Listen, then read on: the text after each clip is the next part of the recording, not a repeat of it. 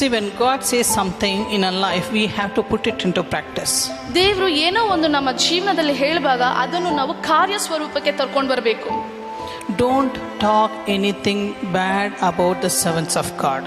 ಏನೇ ಒಂದು ತಪ್ಪಾಗಿ ದೇವ ಸೇವಕರ ಬಗ್ಗೆ ಮಾತನಾಡಬೇಡಿ. See, Elisha was going on the way, so the other youth boys, some people came and they mocked at the Elisha's bald head. ಎಲಿಷಾ ಪ್ರವಾದಿ ನಡ್ಕೊಂಡು ಹೋಗುವಾಗ ಯೌವನ ಮಕ್ಕಳು ಎಲಿಷನನ್ನು ನೋಡಿ ಗೇಲಿ ಮಾಡಿದ್ರು, ತಮಾಷೆ ಮಾಡಿದ್ರು. So he got angry.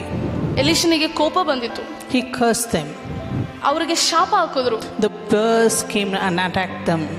When they said, "Oh, the little tensed also, God will react behalf of them."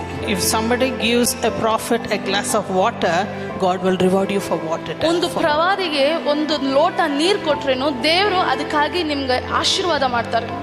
We have to wait until the Lord does a miracle for us. ದೇವರು ನಮಗಾಗಿ ಮಾಡುವ ಆಶೀರ್ವಾದಕ್ಕಾಗಿ ನಾವು ಕಾಯಬೇಕು.